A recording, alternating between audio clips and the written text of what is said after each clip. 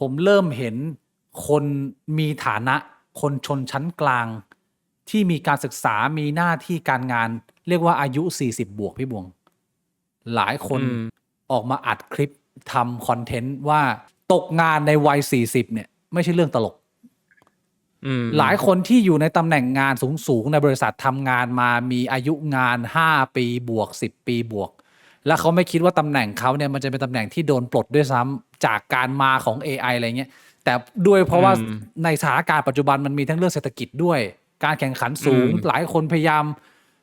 ลดต้นทุนอะไรเงี้ยคนที่ไม่คิดว่าจะตกงานก็มาตกงานตอนนี้แล้วมาตกงานในวัย40ก็คือวัยที่มึงมีลูกเป็นหนี้บ้านอยู่ แล้วมาตกตอนนี้จะไปหางานใหม่ก็ยาก ค่าตัวมึงก็บวกกับค่าวิชาความรู้มึงก็แพงกว่าเด็กๆอะไรอย่างเงี้ย ก็เลยกลายเป็นคนออกมาให้ข้อคิดเตือนใจว่ากำลังจะเข้าสู่ชีวิตไม่มีงานแล้วก็ต้องกำลังจะแบกรับภาระอะไรอย่างนี้เพิ่มมากขึ้นพี่บวงเห็นข่าวพวกนี้บ้างไหมผมเห็นอยู่ ผมไม่ค่อยเห็นเลยฮะ 3-4 ข่าวแน ข่าว ว นะ นี้ไม่ค่อยเห็นเลย ไอ้เชี่ยผมเห็นเยอะขึ้นแล้วมันรู้สึกว่ามันไม่ใช่เรื่องเล่นๆแล้วที่เราเคยคุยกันผมเคยทำไลฟ์เรื่องวิกฤตเศรษฐกิจไทยอะไรอย่างเงี้ย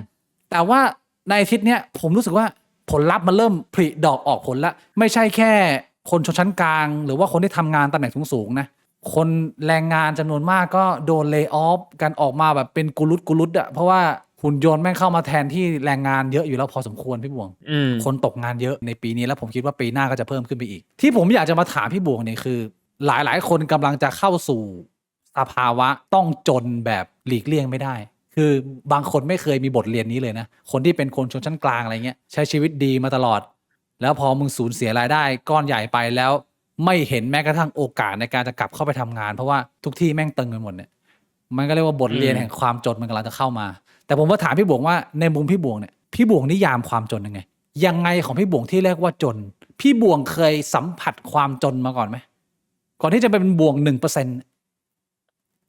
ผมไม่เคยสัมผัสความจนเลย ไม่เคยสัมผัสความจนเลยในชีวิต ไม่เคยสัมผัสความจนเลย แม้จะมีช่วงเวลาที่ไม่ได้ทำงานใช้ทรัพยากรที่บ้านให้ที่บ้านเลี้ยง ให้ที่บ้านจ่ายนู่นจ่ายนี่ซื้อข้าวให้กินไม่มีงานทำ YouTube ได้21 บาท แต่พี่บวงคิดว่าตัวเองไม่เคยสัมผัสความจน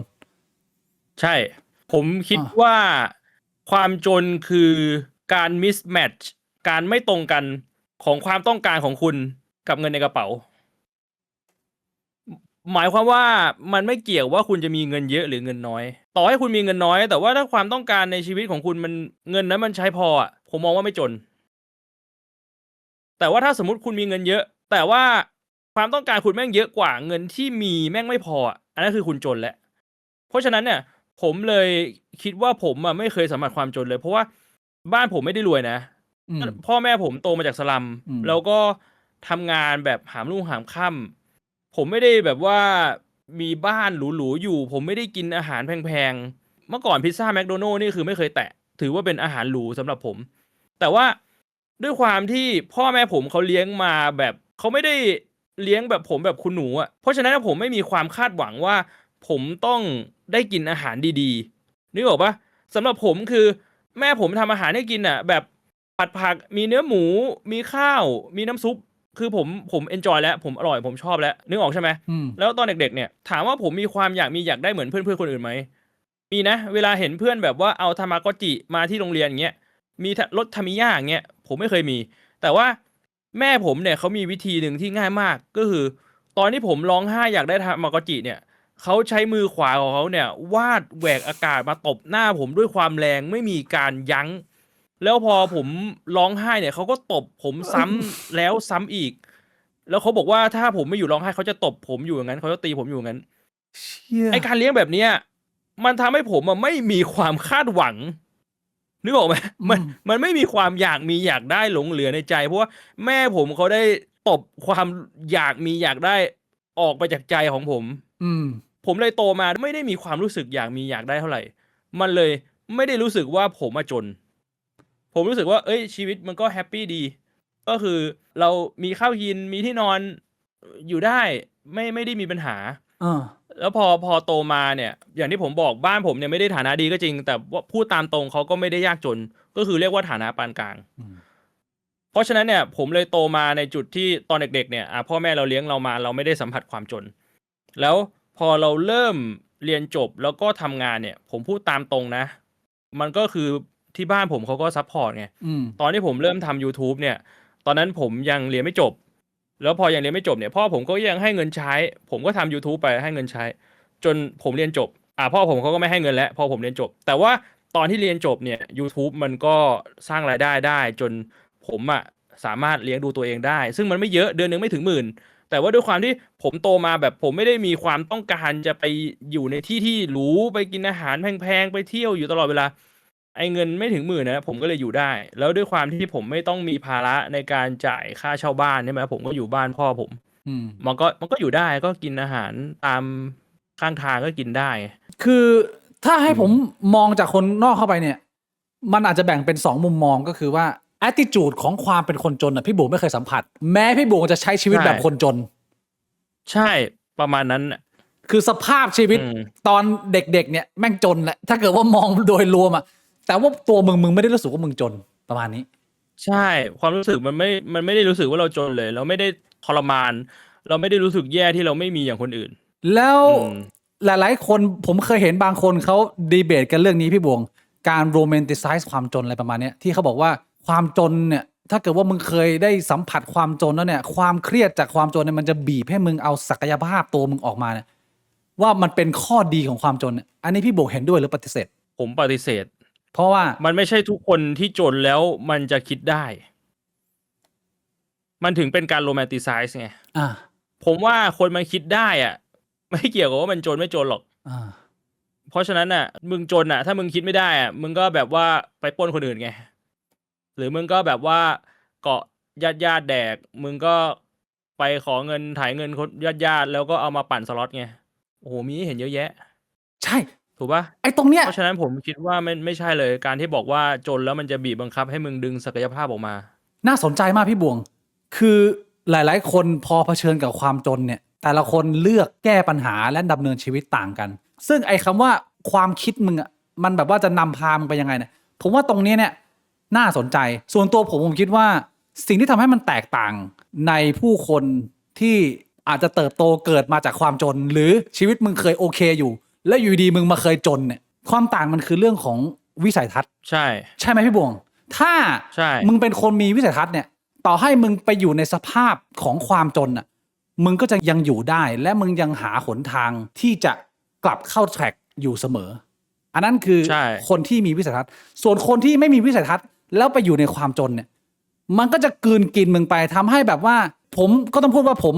ไม่สามารถพูดได้ว่าตัวเองเนี่ยเข้าใจความรู้สึกของความจนแบบที่คนจำนวนมากในเมืองไทยกำลังประสบแต่ว่าถ้าเราลองจินตนาการมันมีความใกล้เคียงอยู่กับตอนที่ผมล้มเหลวกับทุกๆโปรเจกต์ในชีวิตจนเงินเก็บของผมที่ผมเก็บมาทั้งชีวิตเนี่ยมันแบบแทบจะไปอยู่จุดศูนย์นะพี่บวงเกือบจะศูนย์แล้วมันไร้ซึ่งทุกอย่างแล้วความรู้สึกของผมตอนนั้นเนี่ยผมผิดหวังในตัวเองผมหมดซึ่งทรัพยากรทุกอย่างแล้ว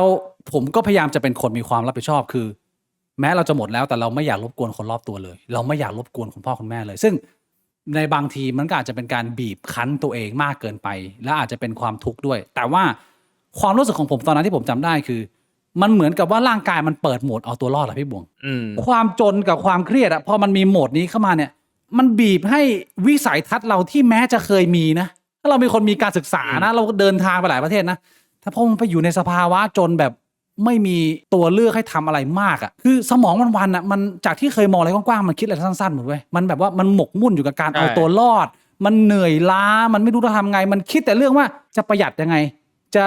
เก็บเล็กเก็บน้อยยังไงแต่ว่าภาพใหญ่ของการที่มึงจะเอาศักยภาพตัวเองออกมาลุยอีกครั้งนึงมันหายไปเลยเพราะว่ามันเครียดอยู่กับการเอาตัวรอดว่าไอ้เชี่ย3 เดือนข้างหน้ากูอยู่ได้ไหมอะไรเงี้ยอันเนี้ยเป็นความเครียดหนึ่งที่ผมเคยสัมผัสแม้มันจะไม่ได้เหมือนกับหลายคนนะแต่แม่งเรียกว่ามันมาบดบังวิสัยทัศน์ไปเยอะอยู่พอสมควรและเป็นเรื่องที่อันตรายมากแล้วผมก็เลยคิดว่ามันไม่มีทางออกอื่นนอกเสียจากว่าตัวคุณลายล้อมด้วยคนที่พร้อมจะเตือนสติและพร้อมจะแบบไกด์ทางหรือให้แรงบันดาลใจให้เห็นว่าเฮ้ยชีวิตมึงจะไม่อยู่จุดนี้ตลอดไปนะเว้ยมันยังมีทางออก แม้ตัวมึงจะรู้สึกว่ามันมืดบอดไปแล้วนึกภาพไหมพี่บวง อืม ผมก็ไม่รู้หรอกว่าพอดแคสต์เนี้ยมันจะไปได้ไกลแค่ไหนพี่บวง แล้วอนาคตชีวิตพวกเราอ่ะมันจะเจริญงอกงามไปดีไหมทุกวันเนี้ยผมยังกดดันตัวเองอยู่ทุกวันว่า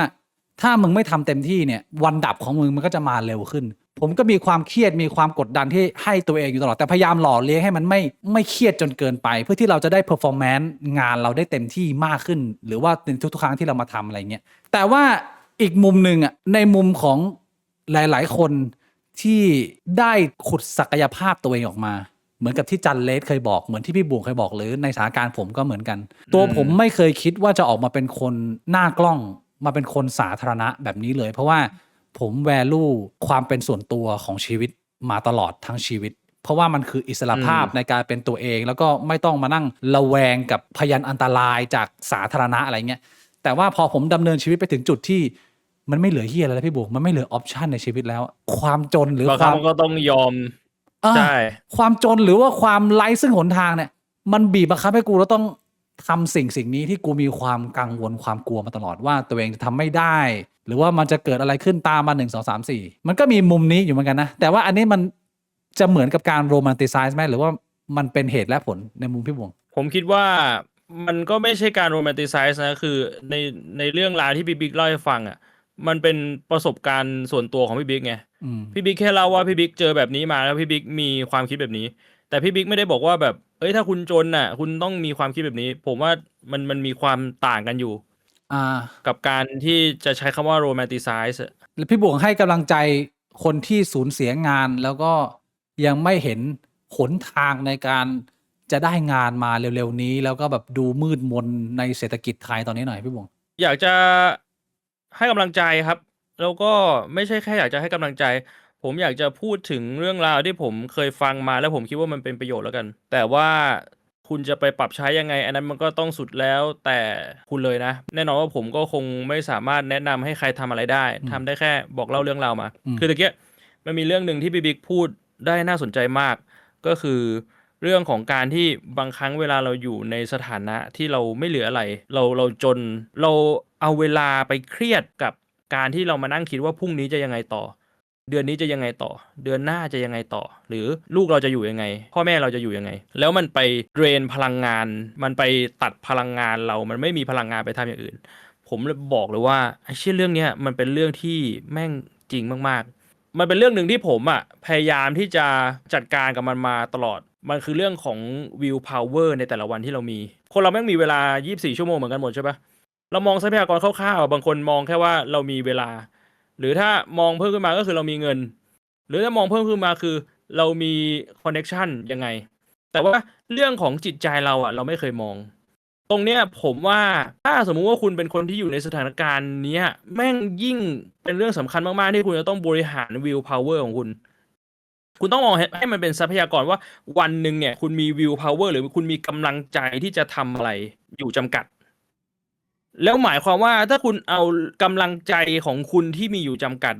ไปใช้กับเรื่องที่มันไม่สามารถเปลี่ยนแปลงสถานการณ์คุณได้โอกาสที่คุณจะพลิกสถานการณ์กลับมาแม่งก็จะยิ่งน้อยลงนึกออกใช่ปะคือบางครั้งมันจุดใต้ตำตอนะเวลาคุณจนแล้วคุณยิ่งเครียดไอความเครียดที่คุณไปนั่งกังวลแม่งยิ่งทำให้คุณจนลง แทนที่ว่าคุณจะใช้กำลังใจของคุณที่มีในแต่ละวันเนี่ยไปกับการคิดว่าเฮ้ยคุณจะทำยังไงถึงจะรวย คุณจะทำยังไงถึงจะมีเงินคุณคิดแค่ว่าไอ้เชี่ยเครียดจังเลยทำไมกูมาอยู่ตรงนี้วะเนี่ยสมมติคุณมีหลอดเท่านี้ในวันหนึ่งกูเครียดจังเลยทำไมกูอยู่ตรงนี้วะลูกกูยังไงดีวะเนี่ยอยู่ยังไงแฟนกูจะทิ้งเปล่าวะเนี่ยกลายเป็นว่าคุณแม่งเหลือกำลังใจที่จะให้มานั่งคิดเพื่อที่จะแก้ปัญหาทำให้มีรายได้ขึ้นมาเหลือแค่เนี้ยน้อยลงมันก็เป็นมุมมองหนึ่งที่อย่างที่ผมบอกปัจจุบันผมก็ยังคงต้องมานั่งใส่ใจเรื่องนี้ตลอดว่าวันหนึ่งเรามีพลังใจเรามีกำลังใจจำกัดนะเราไม่ควรจะไปใส่ใจกับเรื่องที่มันไม่เกิดประโยชน์กับชีวิตเรานะอะไรแบบเนี้ยแต่ว่ามันเป็นความสามารถที่ก็ต้องฝึกครับมันไม่ใช่อะไรที่แบบว่าพูดแล้วมันจะทำได้เลยพี่บงพูดดีผมนึกถึงตอนที่ตัวเองอยู่ในช่วงเวลาบีบคั้นนะมันมีคำหนึ่งที่เข้ามาในหัวคือจนให้เป็นพี่บุ๋มเคยได้ยินคำนี้ไหมในมุมผมคือเป็นสภาวะที่ มึงไม่ได้อยากมาอยู่ตรงนี้หรอกชีวิตมึงก่อนแล้วเนี่ยมึงเคยสบายมากว่านี้ แต่ในเมื่อวันนี้มึงมาถึงวันนี้แล้วอะในหัวกูคือมึงจะยังสามารถมีความสุขได้ไหมเมื่อมึงไม่ได้มีเหมือนเมื่อก่อนกูเคยอยู่โรงงานพ่อกูเป็นผู้จัดการโรงงานมีแม่บ้านทำความสะอาด24ชั่วโมงทำอาหารให้ตลอด3มื้อแอร์เนี่ยเปิดแบบสลับตัวเนี่ยมึงอยู่ในห้องแอร์แบบ3-4 ปีมาตลอดชีวิตแบบสบายๆไม่เคยซักผ้าเลยแต่ว่าพอชีวิตได้มีโอกาสมาอยู่ในสภาวะบีบคั้นที่ตัวเองไม่มีทรัพยากรพอที่จะไปจ้างหรือทำอะไรเลยเนี่ยมันเป็นช่วงเวลาที่กูได้มา enjoy กับการดูแลตัวเองคือผมไม่ได้ romanticize แต่ว่าผมกำลังจะบอกว่ามันมีความสุขเล็กๆในการที่เริ่มมาเป็นคนทำความสะอาด enjoy กับการทำความสะอาด enjoy กับการไม่ต้องมีอะไรเยอะกินอะไรก็ได้แล้วมันทำให้นิสัยตรงนี้พอเราจนเป็นแล้วพอเรากลับขึ้นมายืนแบบมีหน้าที่การงานผมรู้สึกว่าชีวิตมันเหมือนกับมันมี margin of safety เยอะมากเลยเพราะว่าเราไม่จำเป็นจะต้องมีความสุขกับการใช้เงินอีกแล้วเพราะว่าเราอยู่กับช่วงเวลาของความจนมานานแล้วเราเข้าใจว่าเรา enjoy แบบนี้ได้ผมไม่ต้องหาความสุขกับการที่ต้องเอาเงินไปเติมนู่นไปเปย์นี่อะไรอย่างเงี้ยเราก็มีอาหารกินอร่อยอาบน้ำสะอาดได้มันก็เพียงพออย่างทุกวันนี้เนี่ยผมยังติดมาอยู่เลยนะพี่บวงผมอยู่ไต้หวันเนี่ยมือถือผมเนี่ยไม่มีอินเทอร์เน็ตนะพี่บวงผมใช้ iPhone 16แต่ว่ามือถือผมใช้แพ็กเกจแบบโลสุดเลยมันไม่ใช่เพราะว่าผมเป็นคนขี้เหนียวนะแต่เพราะว่าช่วงเวลาที่ผมจนผมต้องประหยัดแล้วผมรู้สึกว่ามันมีข้อดีก็คือผมไม่จำเป็นจะต้องใช้อินเทอร์เน็ตตลอดเวลาไงพอผมเอาแพ็กเกจนี้ออกไปแล้วผมไม่ได้ใช้แพ็กเกจอินเทอร์เน็ตมาอย่างยาวนานเนี่ยต่อให้วันที่แม่งมีตังค์แล้วกูก็ไม่เห็นว่ามันจะมีความจำเป็นที่กูต้องกลับไปซื้อแพ็กเกจอินเทอร์เน็ตเพราะว่ากูอยากจะลดการใช้อินเทอร์เน็ตของตัวเองอยากจะเวลาออกไปนอกบ้านก็ไม่ต้องดูมือถือได้แบบเดินชมนกชมไม้กินข้าวเอนจอยอร่อยนิสัยเนี่ยมันก็ติดตัวมาอันนี้คือผมคิดว่าเป็นนิสัยของการจนให้เป็นหรือเปล่าก็ไม่รู้ถ้าเกิดว่าผมจะอธิบายในมุมนี้คิดว่ามันก็สำคัญนะโดยเฉพาะในสถานการณ์ปัจจุบันด้วยที่แบบคุณไม่รู้ว่าแบบอยู่ๆอย่างที่พี่บิ๊กบอกจะตกงานเมื่อไหร่หรือแบบแม่งจะมีวิกฤตเมื่อไหร่อะไรเงี้ยมันก็ต้องอย่างนั้นจริงๆมันก็ต้องจนให้เป็นได้เห็นว่าอะไรในชีวิตที่เรามีความสุขจริงๆมีความสุขกับสิ่งเล็กๆน้อยๆอะไรอย่างเงี้ยเป็นแบบโหมดชีวิตที่ต้องประหยัดซึ่งผมคิดว่ามันจะไม่แย่ถ้าคุณยังมีสติยังมีวิสัยทัศน์อยู่แต่ถ้าเกิดว่าต่อให้คุณเป็นคนมีการศึกษานะมีชีวิตที่ดีแต่ว่ามาเจอกับความจนไปทีนะแล้วเข้าโหมด survival นะหลายๆคนมันคิดสั้นๆนะมันก็จะมีคนที่แบบเนี้ยเสพติดการพนันมึงจะทำอะไรที่มันแบบมีแต่ทำลายตัวเองไปเรื่อยๆอันนี้คือเป็นเรื่องของ attitude ความคิดเยอะอยู่พอสมควรไม่ใช่เรื่องง่ายหรอกผมพูดตรงๆเลยการออกมาจากสภาวะแล้วความไร้ซึ่งทรัพยากรยังไม่แย่เท่าไร้ซึ่งโอกาสถ้าเกิดว่ามึงไร้ทรัพยากรด้วยแล้วมึงไร้ซึ่งโอกาสหรือหนทางในการทำมาหากินเนี่ยมันน่ากลัวกว่าสำหรับกูนะและหลายๆคนก็จะบอกไงว่าโอกาสนี่ก็เป็นเรื่องของวิสัยทัศน์ส่วนหนึ่งเป็นเรื่องของคอนเนคชั่นส่วนหนึ่งนะเพราะฉะนั้นการที่มึงเป็นคนจริงใจมีมารยาทอ่อนน้อมถ่อมตนทำดีกับผู้อื่นพูดจาดีกับผู้อื่นเนี่ยสุดท้ายแล้วมันคือแอสเซทของคำว่าคอนเนคชั่นที่คนที่เป็นเด็กเปรตส้นตีนนิสัยหมาพูดจาหยาบคายวันหนึ่งมึงจะเข้าใจว่าพอมึงไม่มีคอนเนคชั่นแล้วมันอาจจะทำให้ชีวิตมึงพลาดโอกาสอะไรอีกมากมายมหาศาลความจนมันสมมุติว่าตัวเองจนแล้วเอามาเล่าไม่ได้หรอกครับมันต้องไปลองจนจริงๆดูแบบที่ตัวเลือกมีจำกัดคุณก็พูดถูกครับอย่างที่ผมบอก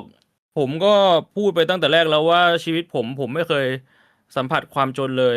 ในหัวผมนะ